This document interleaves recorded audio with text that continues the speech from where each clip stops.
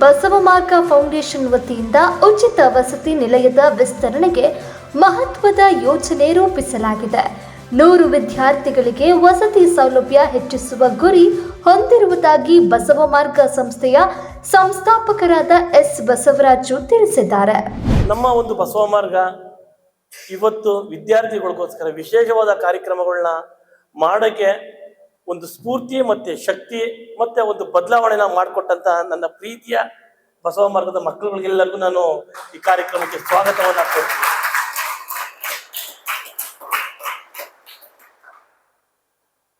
ಬಸವ ಮಾರ್ಗ ಸಂಸ್ಥೆ ಸಾಮಾಜಿಕವಾದ ಕಾರ್ಯಕ್ರಮಗಳನ್ನ ಮಾಡ್ತಾ ಬರ್ತಾ ಇತ್ತು.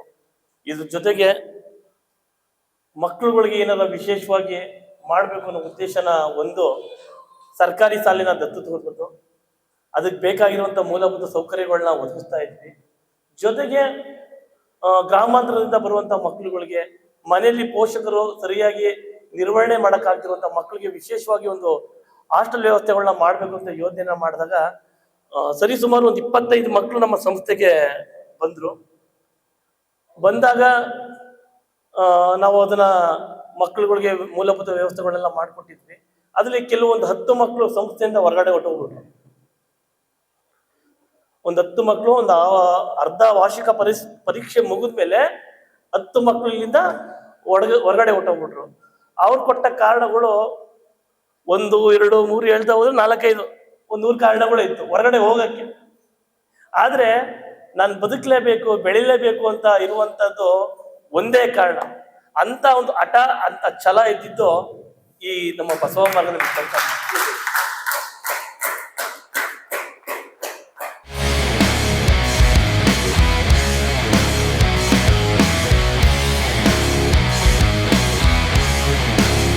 ನಗರದ ಸರಸ್ವತಿಪುರಂನಲ್ಲಿರುವ ಬಸವಮಾರ್ಗ ಫೌಂಡೇಶನ್ ಉಚಿತ ವಸತಿ ನಿಲಯದಲ್ಲಿ ಭಾನುವಾರ ಆಯೋಜಿಸಿದ್ದ ಕೃತಜ್ಞತಾ ಕಾರ್ಯಕ್ರಮದಲ್ಲಿ ವಸತಿ ನಿಲಯ ಮಕ್ಕಳಿಂದ ಸನ್ಮಾನ ಸ್ವೀಕರಿಸಿ ಅವರು ಮಾತನಾಡಿದ್ದಾರೆ. ಬೇರೆ ಮಕ್ಕಳು ಯಾಕಪ್ಪ ಹೊಟ್ಟೋದ್ರು ಅಂತ ನಾವು ಸ್ವಲ್ಪ ಆತ್ಮಾವಲೋಕನ ಮಾಡ್ಕೊಂಡಾಗ ಅವ್ರಿಗೆ ಬೇಕಾಗಿರುವಂತ ಒಂದು ಕಂಫರ್ಟ್ ನಮ್ಮ ಹತ್ರ ಇರಲಿಲ್ಲ. ಮತ್ತೆ ಅವರು ಯಾವುದೇ ತರದ ಬೇರೆ ತರದ ಚಟುವಟಿಕೆಗಳಿಗೆ ಭಾಗವಹಿಸಿಗೆ ಬಸವ ಮಾರ್ಗ ಯಾವಾಗ್ಲೂ ವ್ಯವಸ್ಥೆಗಳನ್ನ ಮಾಡ್ಕೊಟ್ಟಿರಲಿಲ್ಲ. ಬಸವ ಮಾರ್ಗ ಯಾವಾಗ್ಲೂ ಶಿಸ್ತುಬದ್ಧವಾಗಿ, ಕ್ರಮಬದ್ಧವಾಗಿ, ಜವಾಬ್ದಾರಿಯಾಗಿ ಮತ್ತೆ ಜೀವನದಲ್ಲಿ ಏನಾರ ಸಾಧನೆ ಮಾಡ್ಬೇಕು ಅನ್ನೋ ಮಕ್ಳಿಗೂ ಮಾತ್ರ ಅವಕಾಶಗಳನ್ನ ಮಾಡ್ಕೊಡ್ತಾ ಇತ್ತು. ಅದಕ್ಕೆ ಸಂಸ್ಥೆ ಜೊತೆಗೆ ಆ ಮಕ್ಳಿಗೆ ಆಸಕ್ತಿ ಇದ್ದರು ಮಾತ್ರ ಇಲ್ಲಿ ಅವಕಾಶ ಇತ್ತು. ಕೆಲವು ಮಕ್ಳುಗಳು ಅದನ್ನ ಮಾಡಕ್ಕಾಗ್ದೇನೆ ಅರ್ಧದಲ್ಲೇ ಇಲ್ಲಿ ಹೋದ್ರು. ಆದ್ರೆ ನಾವು ಮಕ್ಕಳನ್ನ ವಾಪಸ್ ಕರೆಯುವಂತ ಕೆಲಸ ನಾವು ಮಾಡ್ಲಿಲ್ಲ. ಹೋದಂತ ಮಕ್ಳುಗಳನ್ನ ಯಾವ ಮಕ್ಳು ನಾನು ವಾಪಸ್ ಬನ್ನಿ ಅಂತ ನಾವು ಕರೀಲಿಲ್ಲ. ಯಾಕಪ್ಪ ನಾವು ಕರೀಲಿಲ್ಲ ಅಂತ ಅವತ್ತು ತೀರ್ಮಾನ ಮಾಡಿದ್ವಿ ಅಂತ ಹೇಳಿದ್ರೆ 25 ಮಕ್ಕಳಲ್ಲಿ 25 ಮಕ್ಕಳುಗಳು ಉದ್ಧಾರ ಆಗಿ ಸಿಗ್ದವ್ರು ಪರವಾಗಿಲ್ಲ, ಒಬ್ಬ ಮಗು ಸಿಗ್ಲಿ. ಆ ಒಬ್ಬ ಮಗುಗೆ ಬಸವ ಮಾರ್ಗ ಸಂಪೂರ್ಣವಾಗಿ ಇಚ್ಛೆ, ನಾನು ಬದಲಾವಣೆ ಆಗ್ಬೇಕು, ನಾನು ಬದುಕಬೇಕು, ನಾನು ಬಾಳ್ಬೇಕು ಅನ್ನೋ ಉದ್ದೇಶ ಇರುವಂತ ಇಚ್ಛೆ ಇರುವಂತ ಮಕ್ಕಳುಗಳಿಗೆ ನಾವು ಈ ಕಾರ್ಯಕ್ರಮನ ಮಾಡ್ಬೇಕು ಅಂತ ನಿರ್ಧಾರನ ಮಾಡಿ ಇದ್ದಂತ 15 ಮಕ್ಕಳಿಗೆ ಏನೇನು ಸೌಕರ್ಯಗಳನ್ನ ಕೊಡ್ಬೇಕಿತ್ತು ಅಷ್ಟು ಸೌಲಭ್ಯಗಳನ್ನ ಕೊಟ್ಟು ನಾವು ಈ ಸಂಸ್ಥೆಯಲ್ಲಿ ಕಾರ್ಯಕ್ರಮಗಳನ್ನ ನಾವು ಮಾಡಿದ್ವಿ.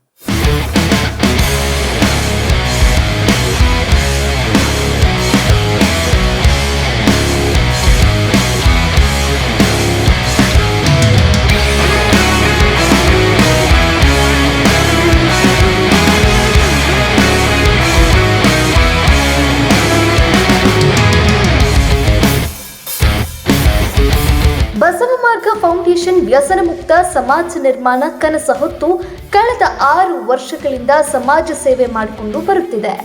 ಈ ನಿಟ್ಟಿನಲ್ಲಿ ವ್ಯಸನಕ್ಕೆ ದಾಸರಾದ ಪಾಲಕರ ಮಕ್ಕಳು ಮತ್ತು ಬಡ ಮಕ್ಕಳಿಗೆ ಶೈಕ್ಷಣಿಕ ಪ್ರಗತಿಗೆ ಏನಾದರೂ ಕೊಡುಗೆ ನೀಡಬೇಕೆಂದು ಕುಕ್ಕರಹಳ್ಳಿ ಸರ್ಕಾರಿ ಶಾಲೆಯನ್ನ ದತ್ತು ಪಡೆಯಲಾಯಿತು.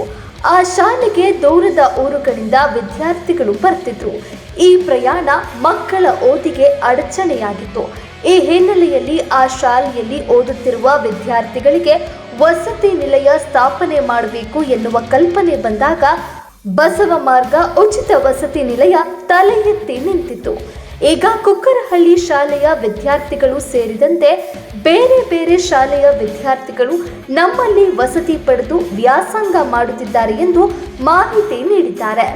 ವಿದ್ಯಾರ್ಥಿಗಳಿಗೆ ವಸತಿ ನಿಲಯ ಕಲ್ಪಿಸಿದಂತೆ ವಿದ್ಯಾರ್ಥಿನಿಯರ ಓದಿಗೂ ಪೂರಕ ಆಗುವಂತೆ ಬಸವ ಮಾರ್ಗ ಸಂಸ್ಥೆಯಿಂದ ಬಸ್ ವ್ಯವಸ್ಥೆ ಮಾಡಿಕೊಡಲಾಗಿದೆ.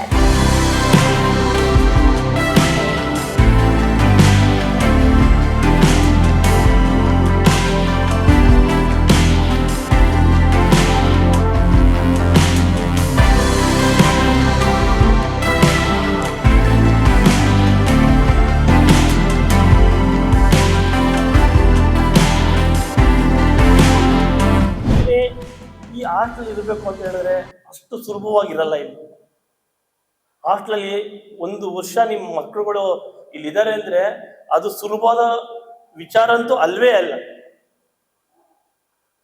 ಯಾಕೆ ಅಂತ ಹೇಳಿದ್ರೆ ಇಲ್ಲಿ ತುಂಬಾ ಶಿಸ್ತುಬದ್ಧವಾಗಿರ್ಬೇಕು. ಎಲ್ಲದಕ್ಕಿಂತ ಹೆಚ್ಚಾಗಿ ಎಲ್ಲರಿಗೂ ಮೊಬೈಲ್ ಭೂತ ಅನ್ನೋದು ಕಾಡ್ತಾ ಇದೆ. ಆದ್ರೆ ನಮ್ಮ ಮಕ್ಕಳು ಒಂದು ವರ್ಷದ ಯಾರು ಮೊಬೈಲ್ನೇ ಯೂಸ್ ಮಾಡಿಲ್ಲ. ಮತ್ತೆ ಎಷ್ಟೋ ಮಕ್ಕಳುಗಳು, ನೀವು ನಂಬ್ತಿರೋ ಬಿಡ್ತಿರೋ ಗೊತ್ತಿಲ್ಲ, ಎಷ್ಟೋ ಮಕ್ಕಳಿಗೆ ಹೊಟ್ಟೆ ತುಂಬ ಊಟನೇ ಇಲ್ಲ. ಆ ಊಟ ಸರಿಯಾದ ಸಮಯಕ್ಕಂತೂ ಇಲ್ವೇ ಇಲ್ಲ.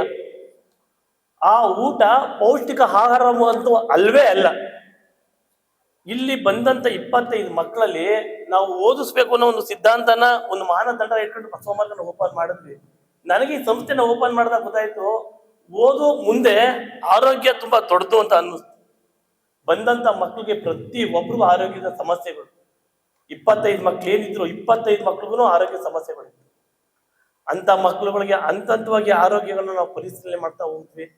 ಜೊತೆಗೆ ಆ ಮಕ್ಕಳುಗಳು ಒಂದು ದಿನನೂ ಏನೇ ಸಮಸ್ಯೆಗಳಿದ್ರು, ಏನೇ ಕಷ್ಟಗಳಿದ್ರು ನಿಮ್ ಜೊತೆ ಹೇಳೋರು ಇಲ್ಲೋ ಗೊತ್ತಿಲ್ಲ, ಆದ್ರೆ ಅವ್ರು ತುಂಬಾ ಕಷ್ಟಗಳನ್ನ ಅನುಭವಿಸ್ಕೊಂಡು ಈ ಸಂಸ್ಥೆಯಲ್ಲಿ ಇದ್ದಾರೆ. ಅಂತ ಒಂದು ಹಠ, ಒಂದು ಅಷ್ಟು ಛಲ ನಿಜವಾಗ್ಲೂ ಬದುಕ್ಬೇಕು ಅನ್ನೋ ಮಕ್ಳಿಗೆ ಮಾತ್ರ ಬರೋದು, ಎಲ್ಲರಿಗೂ ಬರಕ್ ಸಾಧ್ಯನೇ ಇಲ್ಲ.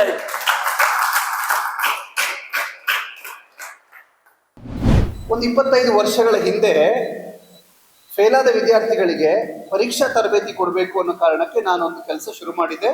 ನನಗೊಬ್ಬರು ಮಾರ್ಗದರ್ಶಕರಿದ್ರು.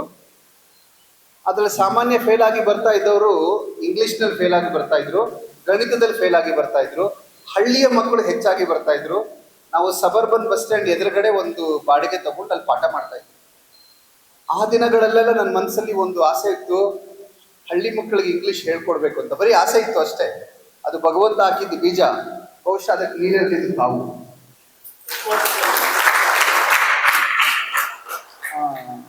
ಭಗವಂತನ ಲೀಲೆ ಅಂದ್ರೆ ಹೀಗೆ ಅನ್ಸುತ್ತೆ. ನಾನು ಮತ್ತೆ ಇಂಗ್ಲಿಷ್ ಪಾಠ ಮಾಡ್ತೀನಿ ಅಂತ ಹೋಗ್ಲಿಲ್ಲ. ಫೇಲ್ ಆದ ಮಕ್ಕಳಿಗೆ, ಹಳ್ಳಿಯವರಿಗೆ ಪಾಠ ಮಾಡಿದೆ. ಆದರೆ PUCಯಲ್ಲಿ ಕೆಮಿಸ್ಟ್ರಿ ಕಷ್ಟ ಅಂದ್ರು, ಫಿಸಿಕ್ಸ್ ಕಷ್ಟ ಅಂದ್ರು, ಸೈನ್ಸ್ ಕಷ್ಟ ಅಂದ್ರು. ಆ ಕಡೆ ಹೊಟ್ಟೋಯ್ತು ನನ್ನ ಮನಸ್ಸು, ಕೆಲಸ ಎಲ್ಲ.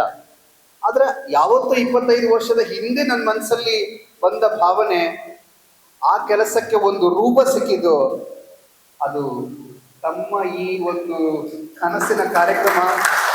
ಹಾಗಾಗಿ ನನಗನ್ಸತ್ತೆ ಇಂಥ ಎಲ್ಲ ಸುಯೋಗಗಳನ್ನ, ಅದರಲ್ಲಿ ಸುನಿಲ್ನ ಪಾತ್ರ ಬಾಡಿ ದುಡಿದು, ಸರ್ ಇಂಥ ಒಂದು ಕೆಲಸ ಮಾಡ್ತಾ ಇದ್ದಾರೆ, ನಿಮಗೆ ಆ ಕೆಲಸ ಇಷ್ಟ ಆಗುತ್ತೆ ಬನ್ನಿ ಅಂತ. ಸುನಿಲ್ ನನ್ನ ಕರ್ಕೊಂಡು ಬಂದು ಪರಿಚಯಿಸಿ, ನೀವು ಖಂಡಿತ ಇಷ್ಟಪಡ್ತೀರಾ, ಆ ಕೆಲಸ ಇಷ್ಟಪಡ್ತೀರಾ, ಆ ವ್ಯಕ್ತಿ ಇಷ್ಟಪಡ್ತೀರಾ, ಬನ್ನಿ ಅಂತ. ನಾನು ಎಲ್ಲೆಲ್ಲೋ ಕೆಲಸಕ್ಕೆ ಹೋಗ್ತಾ ಇದ್ದವನ್ನ ಹೇಳ್ಕೊಂಡು ಬಂದಿದ್ದೀವಿ, ಸೇರಿಸಿದ್ದು Sunil. So for being instrumental in doing it, thank you so much sir. ನನ್ನ ಕೃತಜ್ಞತೆಯನ್ನು ನಾನು ಸುನಿಲಿಗೆ ಕೂಡ ಸಮರ್ಪಿಸ್ತೀನಿ.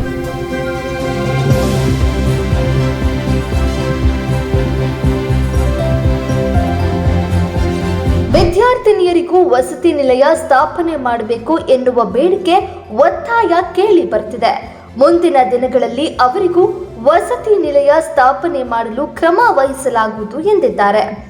ಬಸವ ಮಾರ್ಗ ವಸತಿ ನಿಲಯದಲ್ಲಿ ಮಕ್ಕಳಿಗೆ ಕೇವಲ ಆಶ್ರಮವನ್ನು ಮಾತ್ರ ನೀಡಿಲ್ಲ, ವಿದ್ಯಾರ್ಥಿಗಳ ಓದಿಗೆ ಪೂರಕವಾಗಿ ಒಂದೊಂದು ವಿಷಯಕ್ಕೂ ಒಂದೊಂದು ಶಿಕ್ಷಕರನ್ನ ನೇಮಿಸಿಕೊಂಡು ಅವರ ಮೂಲಕ ಟ್ಯೂಷನ್ ಕೊಡಿಸಲಾಗ್ತಿದೆ.